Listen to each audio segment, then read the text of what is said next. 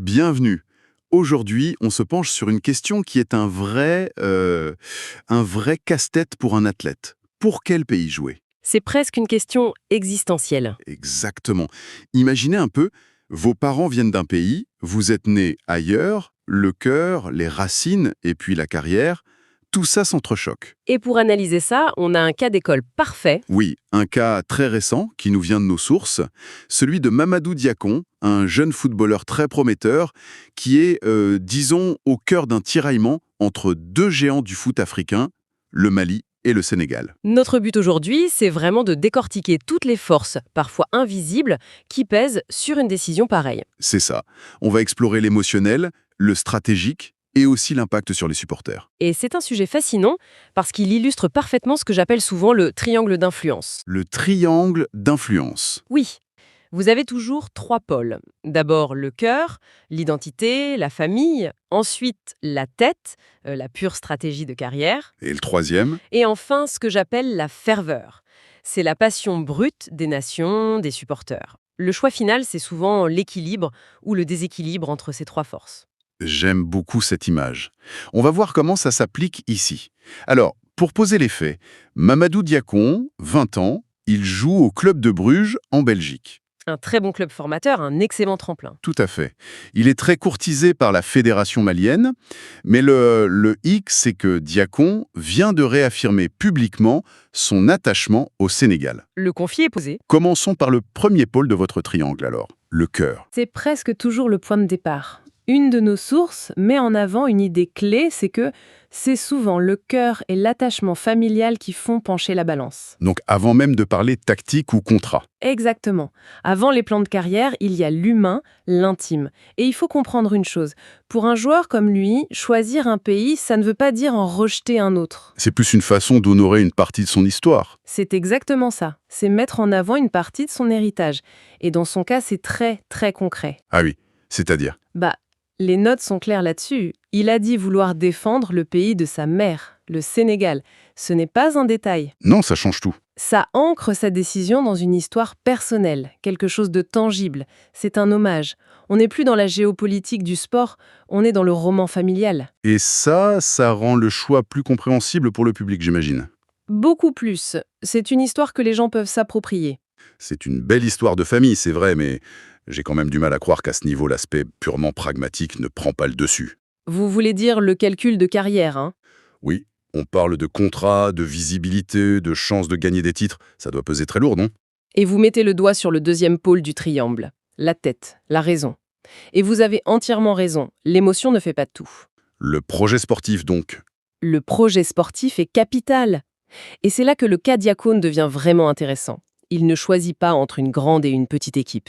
Non, c'est clair. Et les sources le disent bien, le Mali et le Sénégal sont deux grandes nations de football avec des publics très fiers. Le choix n'est pas évident du tout. C'est un choix de luxe, mais un choix terriblement complexe. Et concrètement, un projet sportif, ça veut dire quoi? Qu'est-ce qu'on lui propose? Alors, pour le Sénégal, le projet est très clair. C'est une équipe qui est sur une dynamique incroyable. Champion d'Afrique en 2022. Voilà, ils ont une génération dorée, des stars mondiales comme Sadio Mané et surtout une stabilité. Le sélectionneur Aliou Cissé est là depuis des années, il a une vision. Donc, rejoindre le Sénégal, c'est une promesse de compétitivité immédiate. C'est ça, c'est la promesse de jouer tout de suite au plus haut niveau. Et en face, le Mali, quel est leur argument? Plus tourné vers l'avenir, c'est une nation qui regorge de talents bruts. Leurs équipes de jeunes sont toujours très performantes. D'accord, donc c'est une autre promesse. Oui, le Mali, c'est peut-être la promesse de devenir la pierre angulaire d'une nouvelle génération dorée, d'avoir plus de responsabilités plus vite. Diakone, il ne choisit pas juste un maillot, il choisit une dynamique. Une établie, l'autre en devenir. C'est ça. D'ailleurs, la source le dit bien, son choix est une excellente nouvelle pour le Sénégal qui continue d'attirer de jeunes pépites. Ça montre bien qu'il y a un momentum sénégalais. Alors, si on est un peu cynique, on pourrait se dire que l'hommage à sa mère est une très belle justification pour ce qui est avant tout un excellent calcul de carrière. C'est là que c'est plus subtil. Je ne crois pas que les deux s'opposent, au contraire. Vous pensez qu'ils peuvent s'aligner Le scénario idéal pour un athlète, c'est précisément quand le cœur et la raison s'alignent. Quand le choix qui fait vibrer votre histoire familiale est aussi le plus intelligent pour votre avenir. Et Diakon serait dans cette situation? Il a peut-être cette chance, oui. Le projet sénégalais lui offre une vitrine sportive de premier plan et en même temps, ça lui permet d'honorer cette connexion émotionnelle. C'est une convergence parfaite. D'accord. Cœur et tête alignés sur le Sénégal. Mais il nous manque le troisième sommet du triangle, la ferveur. Ah, la ferveur. Et là, j'imagine que ça se complique, surtout du côté malien. Ça se complique énormément. C'est la force la plus irrationnelle et sans doute la plus puissante. Le maillot national, ce n'est pas un club. Ça représente tout un peuple. Exactement. Et l'article est très clair là-dessus. Malgré le choix de Diacone, il est écrit que les Maliens continuent de clamer haut et fort qu'il est un des leurs. Cette phrase est forte. Très forte. Elle révèle un sentiment presque de propriété. Un talent comme lui, avec des racines maliennes, il est perçu comme un patrimoine national. Donc, sa décision n'est pas vue comme un choix personnel. Non, c'est vécu comme une perte, voire pour les plus passionnés, comme une sorte de trahison. La pression sur les épaules d'un jeune de 20 ans doit être vertigineuse. Mais, attendez, en lisant les notes, il y a un détail qui change tout. Lequel ? On me dit que pendant que les Maliens regrettent de perdre Diacone, ils ont eux-mêmes un joueur pur sang sénégalais dans leur équipe. C'est bien ça? C'est exactement ça. Et c'est peut-être le passage le plus intelligent de l'analyse. Pour nuancer la déception malienne, la source introduit ce contre-exemple, Ahmed Diang. Ahmed Diang.